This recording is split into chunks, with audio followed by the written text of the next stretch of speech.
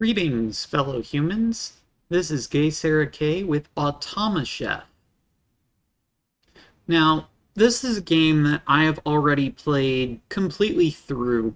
Um, I have gotten through the campaign, I've gotten 100% efficiency on almost every level it's possible to get 100% efficiency on. Like, tutorials can't really get 100% efficiency on those. Um,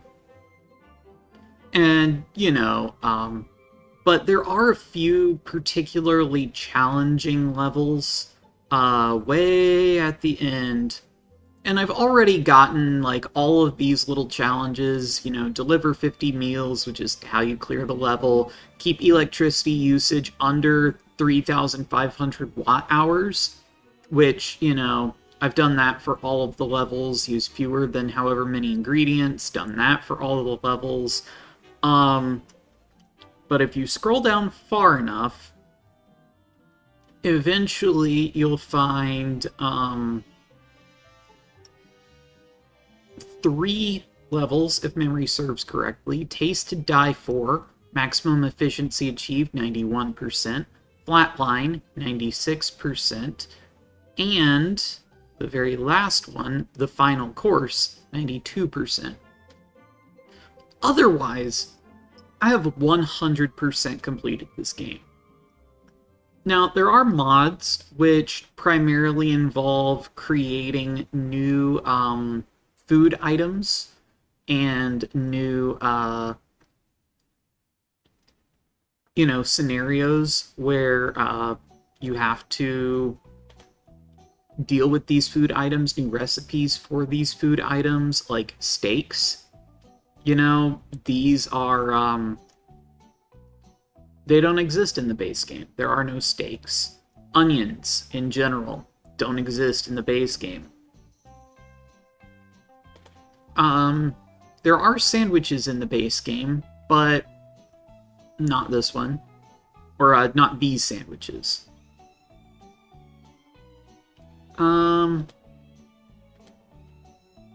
Not sure which of these I've done and which ones I haven't. But I figured I would go ahead and just go into contracts mode. And instead of continuing with my current contracting system where I've got, 2 million on hand, I'm going to start a new company, which I think I'm just going to call... Actually, dang it. I'm really bad at naming things. And so, a little trick that I use in programming, if I have no idea what to call something, I will call it Steven. And I think I'll go ahead and use this logo.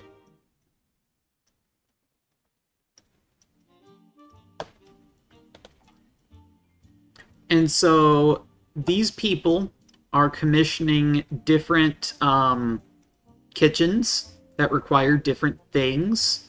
And they have different floor plans, and they will offer me certain amounts of money in exchange for these kitchens.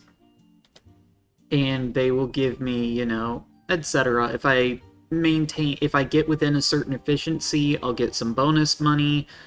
There's an efficiency target. And you can select different difficulties. If you set it on easy, notice payment is 61 grand, efficiency target 45, efficiency bonus 3 grand. If I set it to hard, the efficiency target goes up, payment and efficiency bonus also go up. Likewise, advanced payment for ones that have advanced payment scale accordingly. This particular kitchen calls for 4 different recipes. I suppose that's probably just fried chicken and not hot wings. Or... wait.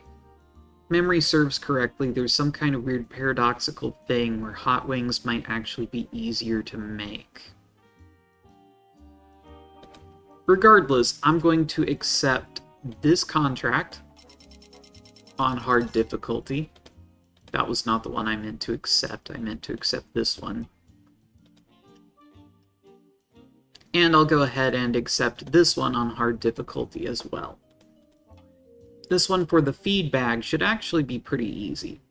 Now I've got 68 grand, but if memory serves correctly, I'm going to actually need that, I'm going to need that money in order to actually build the kitchen, as well as to unlock these machines. And these machines do various things. Some of them are great, some of them are necessary, some of them are traps. It all depends on what's going on. The packaging machine, it's necessary for recipes that require it. Same for the advanced assembler. Cost to unlock is in the tens of thousands. I'll just go ahead and take a look at this one. I'll get started on it and kind of show you this game and how it works. But essentially what you need to do is create a 100% fully automated kitchen.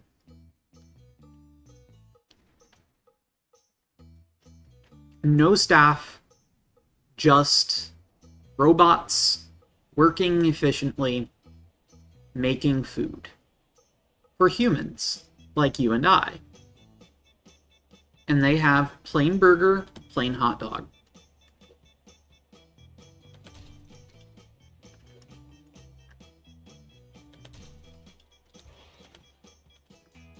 So I'm going to start by setting these assemblers.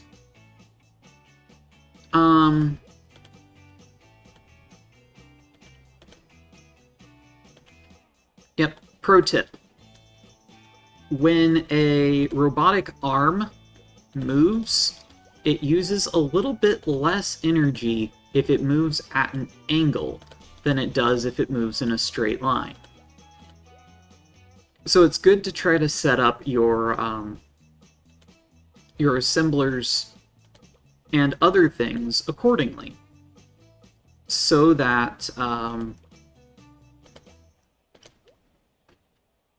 the arms are only moving at 90 degrees. And likewise, you see this operation mode, power saving, normal, high speed. You might be inclined to think, oh hey, I should set it to power saving so I use less electricity. But ultimately, this feature is only for scenarios where you have to watch your maximum power draw, where the actual amount of wattage that you're using at a given moment is also critical. Because while power saving mode does draw less electricity while it's running, it also runs for 50% longer. And the amount of electricity it draws is, I believe, if memory serves correctly, 20% less. And so if it draws 20% less electricity for 50% longer, then what you find is that the actual amount of electricity it uses goes up and not down. So that's something to bear in mind. Now, then there's this matter of food.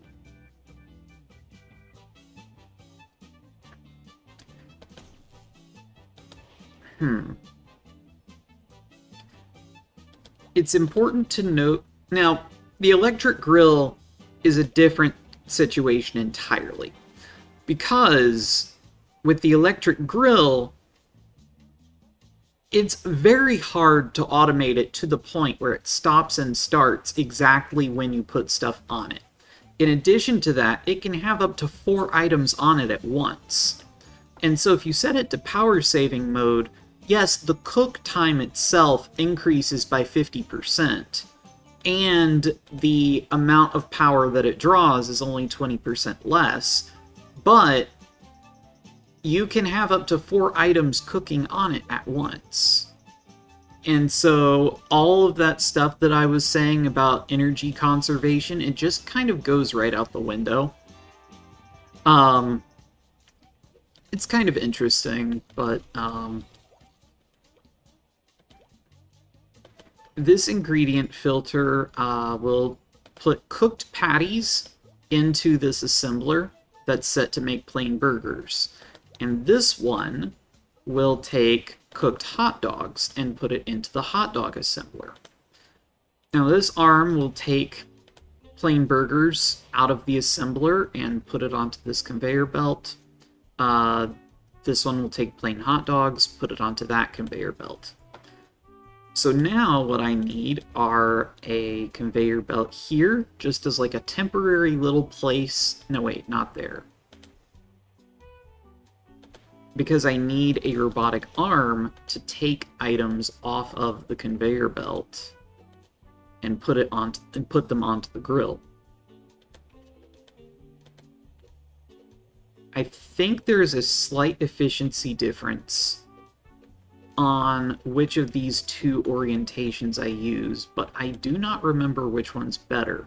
More importantly, because I'm using the conveyor belt as a simple stand, and not as something, you know, that conveys food, I can set the speed down to 1, which cuts the electricity draw on the conveyor belt by 80%, improving the efficiency. I have, in my desperate attempts to get 100% efficiency on those 3 levels, learned a lot of tips and tricks on improving the efficiency in this game. Now, this one will dispense raw patties, this one will dispense raw hot dogs, and it's more energy efficient to use the advanced dispensers, or the high-speed dispensers, as they are called. However, I don't have those. I don't have them unlocked with Steven. Steven does not have them unlocked. I will also need a dispenser to dispense burger buns, and an arm to put those into the assembler. And I will need basically the same thing, but I'll configure that to do left instead of right. I could have done right instead of left, but a bit too late now. Because I could have just oriented it like that instead, but I didn't think about that until too late. Now the problem is, because there are 2 different orders that can come in, and I want to try to keep these things relatively balanced and working, operational, however you want to call it, I'm going to want to place 2 order readers. To really maximize the efficiency of this, the electric grill, I would actually want 3 order readers, but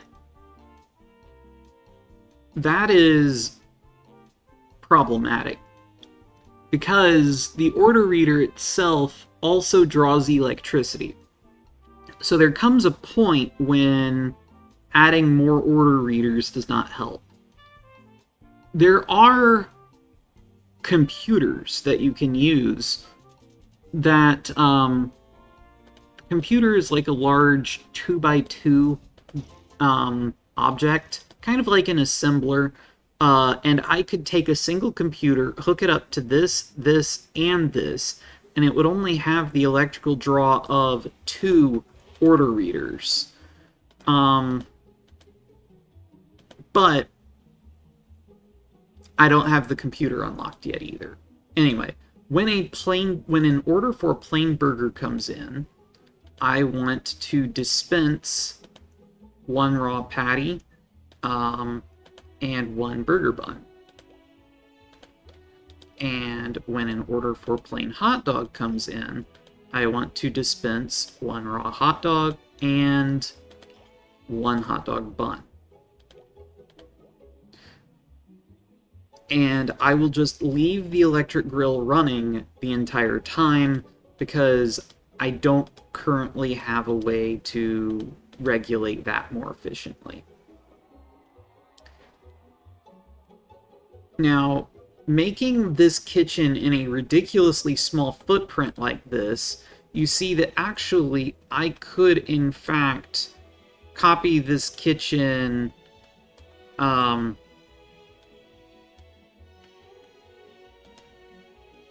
sure enough, I could copy this kitchen 4 times over and still have extra space left over inside of this area that I've been given. I forgot there's no way to mass delete.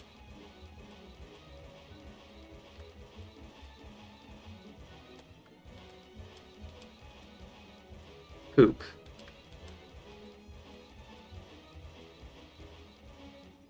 Anyway, there's no inherent benefit to building your kitchen super compact like this. However, the less distance food has to travel, the more efficiently it, or like, you know, the less energy gets consumed. I'm going to save this into slot 1, and I'm going to start this kitchen and see how it does. I'm going to speed up time, and just allow the orders to come in. See, somebody ordered a plain hot dog, and sure enough, ingredients start getting dispensed, arms start moving things around, you know, just that general sort of thing. You may have noticed that I used these blue basic robotic arms for some tasks, but I used these orange smart robotic arms specifically when taking items off of the electric grill. That's because I needed these robotic arms to only move certain items. Specifically, one, I wanted them to only move cooked items, and I also wanted this one to move hot dogs and this one to move burgers. Because if I had used these dumb robotic arms, then, you know, the moment a raw patty got put on this electric grill, this one and this one would both want to try to grab that raw patty and move it into their assembler. And that, you know, doesn't do what we want. This game also has a reputation system, which, as you can see here, is currently 100%. If an order goes too long without being filled, or if certain other events occur, reputation can go down. And if it hits 0%, then the design is rejected, and you have to start all over again. Now, in this case, I got 100% efficiency, and kitchen report indicates that there were no events. Nothing of interest happened that might reduce my efficiency. Overall, it was a good setup, a good design. I also wanted to point out this blueprints section. I have a lot of blueprints saved up. And one of them, which I aptly named Bergen Dog, does exactly what this setup does, except that it also has the capacity to make cheeseburgers.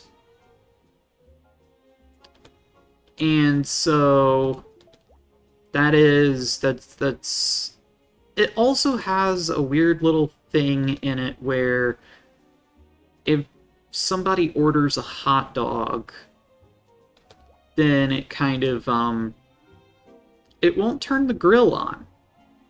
And so it operates under the assumption that,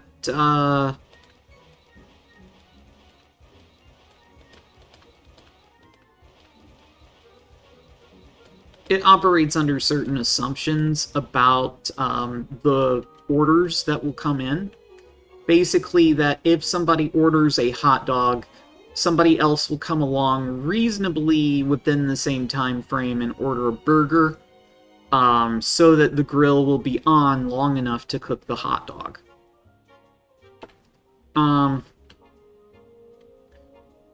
Now, I could hook this up to this electric grill and start trying to make sense of stuff.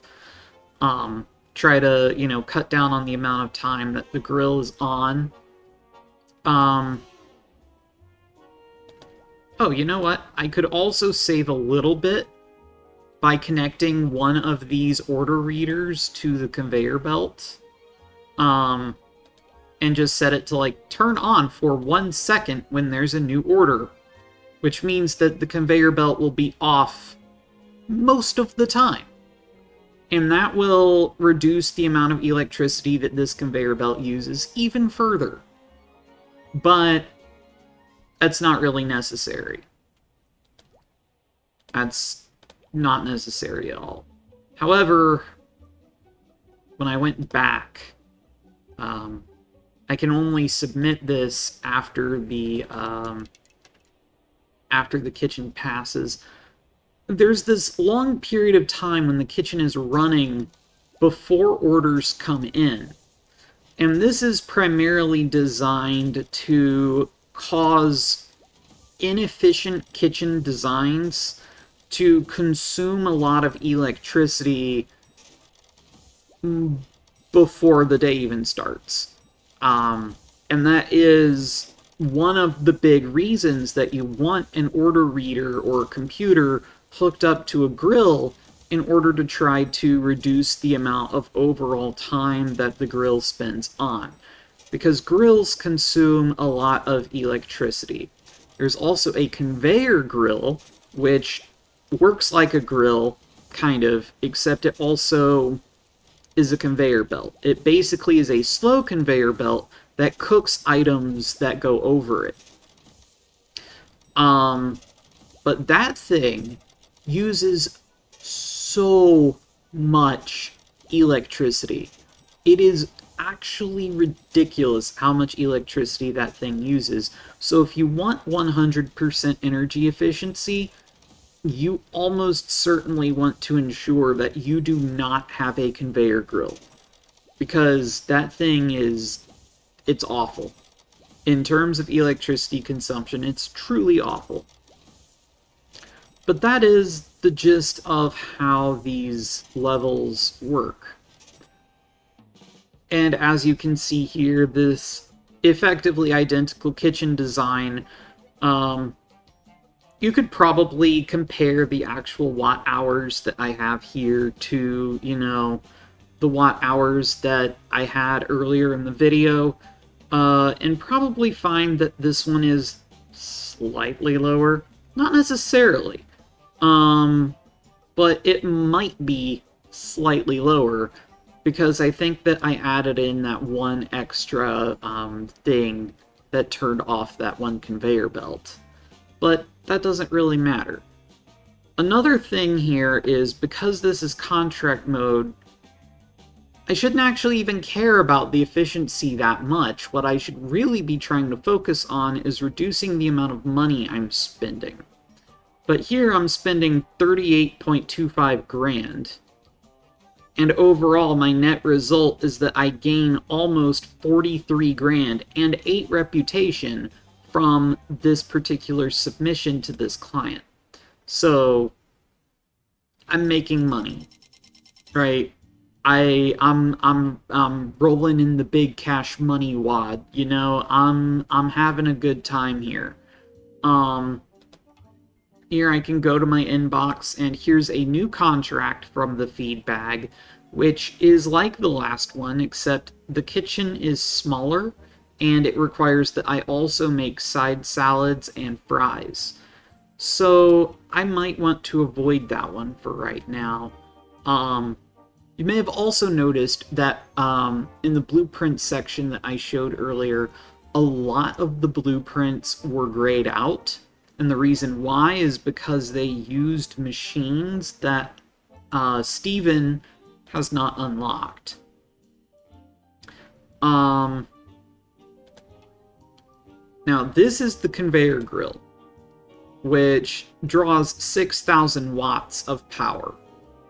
That is completely insane. That is way too much power draw. The electric grill uses 3,000 watts, and it can cook up to 4 items at once, which the conveyor grill cannot. So, you know, here's the convection fryer, which only uses 2/3 as much energy as the conveyor grill. And it's actually a reasonably small increase over the non-convection fryer. But the food steamer and the electric oven were both added specifically as part of DLC. I think the food steamer was like Chinese New Year, perhaps? And the electric oven was specifically for Thanksgiving.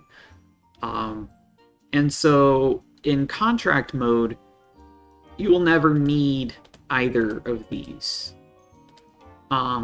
There's assemblage.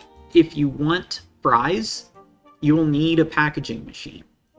There are a lot of other things that require packaging machines, but fries are one of them.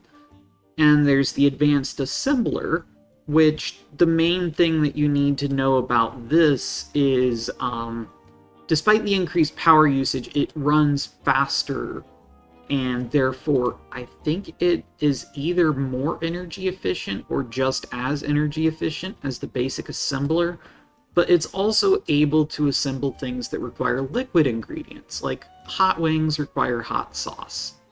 That's pretty simple.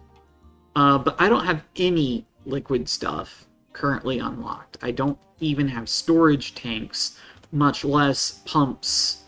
And then there's the liquid mixer, which can be used to take, for example, hot sauce and barbecue sauce to make spicy barbecue sauce. Here's disaster recovery.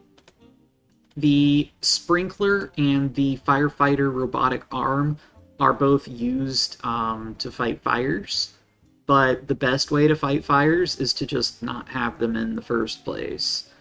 Here's the Exterminator 2000, which fights bugs that, you know, specifically can show up. The best way to deal with bugs, again, just don't have them. Generally speaking, food sitting in one place for a long time is how you get bugs. And you generally want to avoid letting that happen in the first place at all. There are times when having an exterminator is actually useful. But that's only for, like, really big levels that require really complicated meals that ultimately require more time to make than the customer will give you. And in that case, what you have to do is you have to make the food before the customer orders it, and then leave it sitting in a storage unit or a large storage unit. Which I just noticed that the large storage unit calls for more power than the regular storage unit. The regular storage unit can hold up to 5 meals, while the storage unit, the large one, can hold up to 8. But that's something to bear in mind. And then there's the mechanic, which is a mechanical thing that fixes breakdowns. Not all levels are even going to have breakdowns as something that can happen, but if you have a level with breakdowns, you're generally going to want these around in order to fight those breakdowns. Control. This is how you get advanced order readers, which are mostly necessary if you have a drive-through. That's generally the only reason that you'll need them.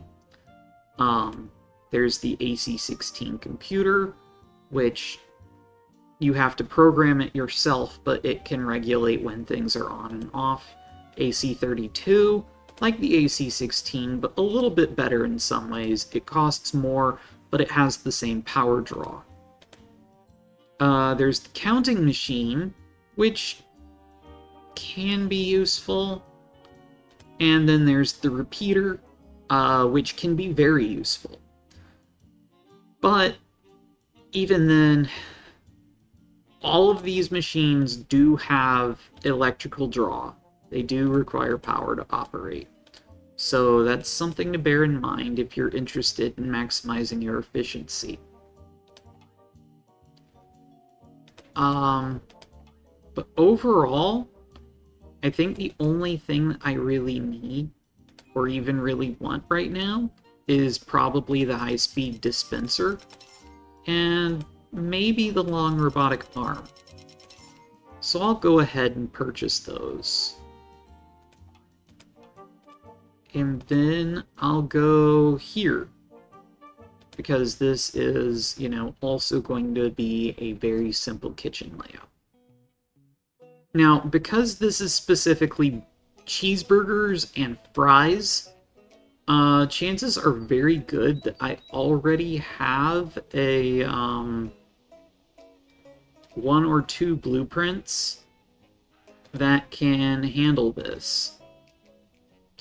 Now, this one is specifically for burgers and cheeseburgers, but I can just go ahead and get rid of all of that stuff.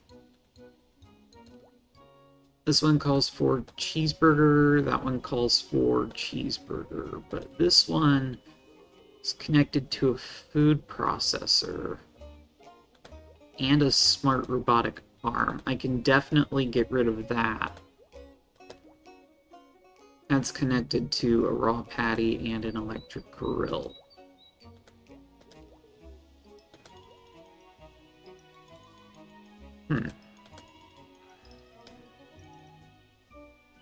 And I'll go down to, fries. So regardless, I'm going to have to unlock some more parts. I'll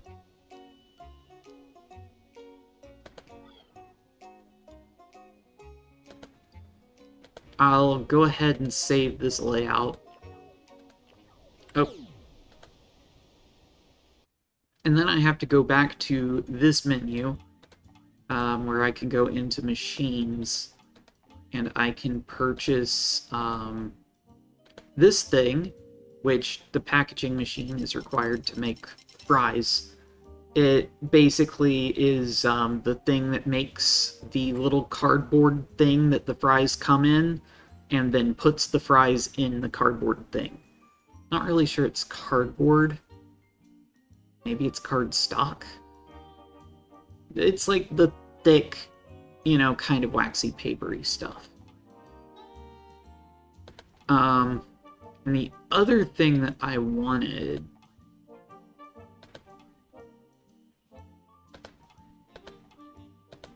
What was the other thing that I wanted?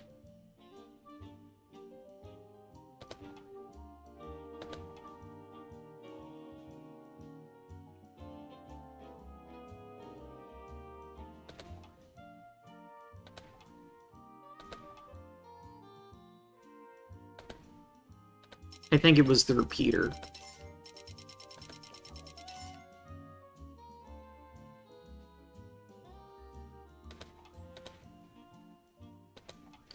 But now my cash is dangerously low.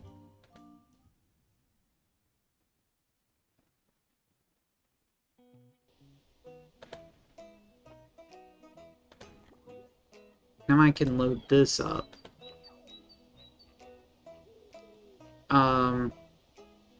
So what I wanted to do was get rid of this order reader, replace it with a repeater.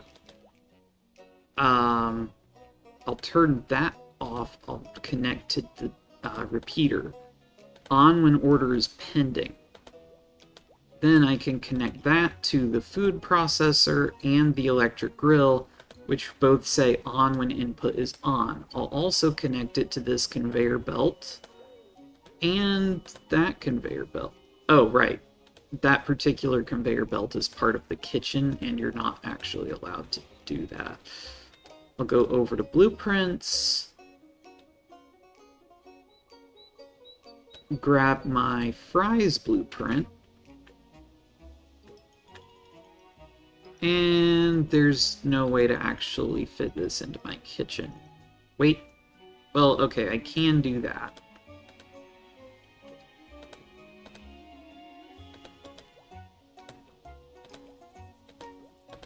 And then I can move these things.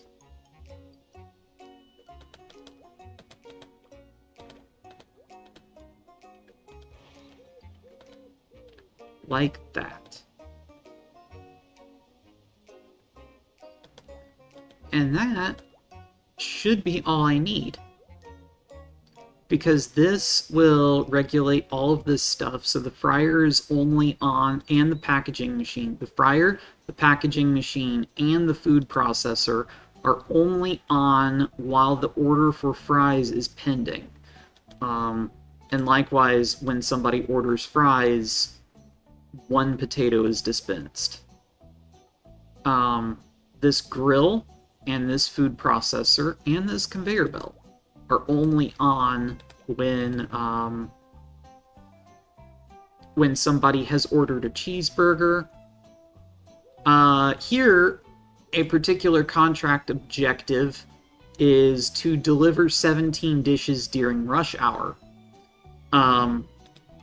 So that is another thing that can happen, especially in contract mode. There can be additional contract objectives, like try to make sure that the total energy used is less than this threshold, and that, you know, dishes, and there are some things like, you know, make sure that the, if there's a food critic, gotta make sure that the food critic, you know, gets their food and that it's good,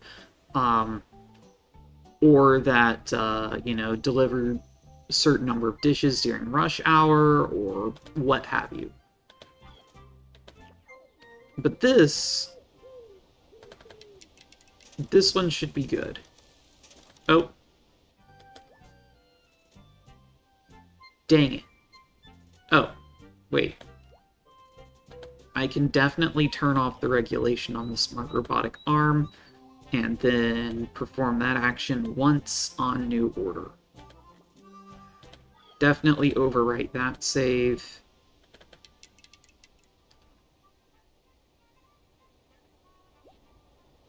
And sure enough, orders start coming in, stuff starts moving. And machines that are off don't draw power.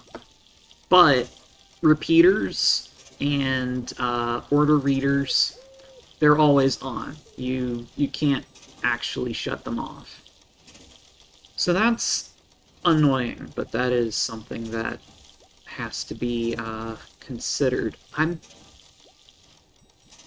Actually, hold on. I need to check. Yep, okay, that's set to normal efficiency. That's set to normal, or operation mode is set to normal. And that's important, you know, for reasons.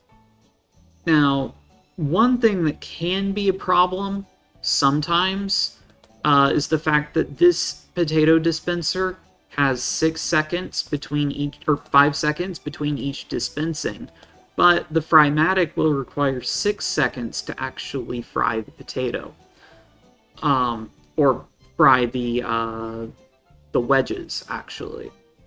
That can become an issue, but, and I doubt that it will, but just to be safe, I'll set that to 6.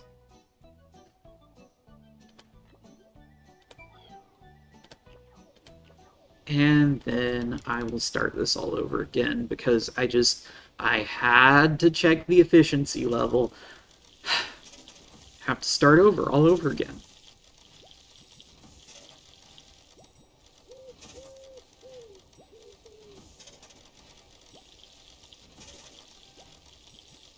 And of course, another thing I just saw is that this particular arm has to move things straight ahead. When this dispenses, the arm has to move 180 degrees twice. Whereas if I had put this dispenser here, then, or even here, right, then the robot arm moving that item onto the grill would only have to move 90 degrees instead of 180, which would cut the power that it uses roughly in half. So that's another small bit of efficiency that I've missed out on. And that is one of the big challenges for me playing this game, is that I have to, I see those little things, then I have to like stop the simulation in order to make that one little tweak, without actually ever getting to this screen and seeing these results. It's sort of a self-control type of thing, I suppose. But I can submit that design, and overall I gain almost 40 grand. And so now my money is back into reasonable amounts. Oh yeah, this one's super easy. Because all I have to do with that is just go into my blueprints, grab the Bergen cheese blueprint, Bergen cheese. Boom. I'm done. That's it. That's all I had to do. Sure enough, the grill is set to be on when the order is pending, regardless of whether it's a cheeseburger or a plain burger. It's all good. I literally just went, grabbed a blueprint, slammed it down. That's the wonderful thing about blueprints. But the not so wonderful thing about blueprints is that I had to make all of these myself. So, you know, there is that. This whole setup cost 45 grand. But it should work like a charm.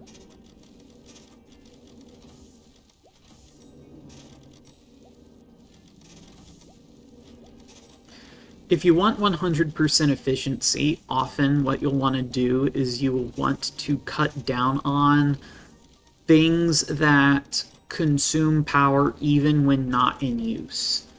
And that includes conveyor belts, food processors, often, order readers, and things of that nature.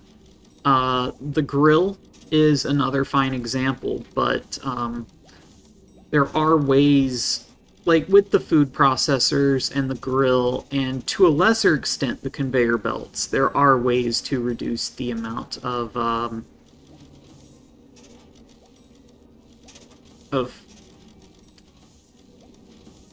energy that it consumes.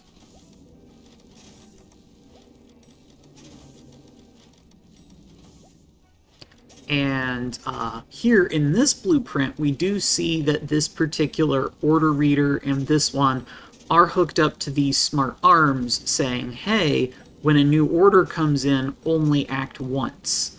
And that way, patties that were dispensed for a cheeseburger don't get put into the hamburger assembler, and patties dispensed for a hamburger don't get put into the cheeseburger assembler.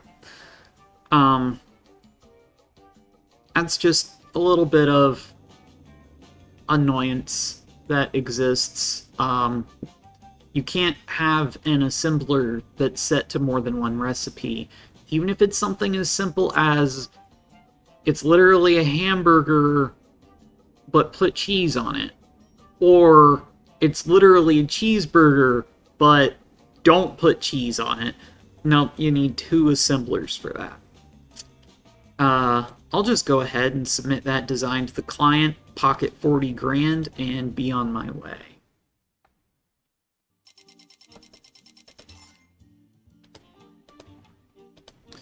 The Happy Gorger has hot wings, which will require the advanced assembler, as well as basic hamburgers and fries. Now, I can accept that contract, but I'll also need to go into the machines and buy the advanced assembler. And this particular thing, my business, just shows, roughly stats that I have.